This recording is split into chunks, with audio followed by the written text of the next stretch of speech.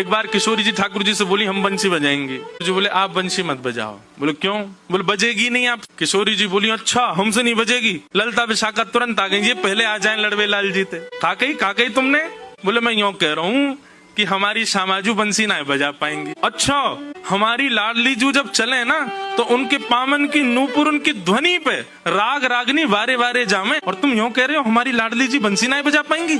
चलो जल्दी अपनी बंसी दो, हमारी किशोरी जी बजाएंगी। अरे मैं कोई किशोरी जी पे संशय ना कर रहा हूँ, किशोरी जी पे कोई आक्षेप ना कर रहा हूँ, वो साक्षात संगीत स्वरूपा है, पर मेरी बंसी जे ना बजा पाएंगी। ललिता जी बोली आज तो यही बंसी बजेगी, अब ही बजेगी और तुम्हारे सामने ही बजेगी, लाओ दो। ठाकुर जी बोले ना माननी बात, लो दे दो। हे लाडली जू आज दिखा दो यार, जो बहुत अपने आप को कुछ समझे बंसी बजावे और यूं सोचे कि या के आगे कोई ना, आज आप बजाए दो, नेक दिखाए दो, अपना स्वर लगाए दो, यही को मूर्छित कर दी हूँ बंसी बजाए के। ठाकुर जी खड़े, हाँ श्री जी बजाओ, हमारा तो सौभाग्य कि हमारी बंसी आपकी सेवा में, पर मैं फिर कह रहा हूँ जी बजेगी नहीं। किशोरी जी ने अपने अधर पर वेणु धारण करके अपनी कोमल उंगलियों से छिद्रों को आच्छादित किया और जैसे ही प्राण पिरोए बस हवा ही हवा निकले, स्वर नहीं निकले। ललिता विशाखा कह रही है अरे जल पिला गलो सुगो श्यामाजू को जल पिलाए दियो, लेकिन बंसी नए बजे। ठाकुर जी मंद मंद मुस्कुरा रहे, अब मैं कह रहा हूँ नए बजेगी मुंह वापस कर दो।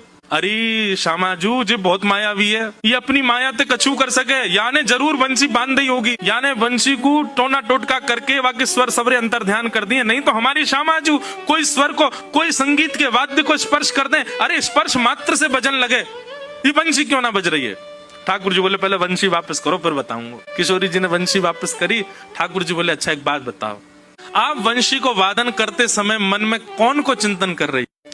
किशोरी जी बोली मैं तो कोई भी वाद्य बजाऊं आपको ही चिंतन करूं। बोले यही तो गलती कर रही हो, ये वंशी जो है ना हमारी अनन्य भक्त है। अनन्य को मतलब कहा होवे एक के अलावा दूसरे को ना भजे, और या वंशी में नित्य आपको ही चिंतन होवे, या वंशी में नित्य आपको स्मरण होवे, ये वंशी आपकी भक्ता है, और आप या वंशी से मेरी भक्ति करोगी तो ये वंशी कैसे बजेगी।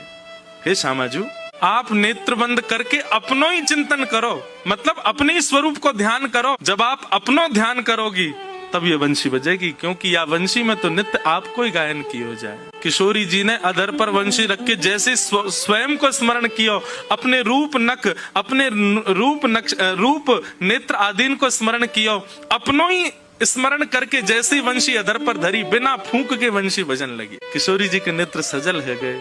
आपकी या अनन्य प्रेम पे ही तो मेरा मन करे कि मैं वारी वारी जाऊं।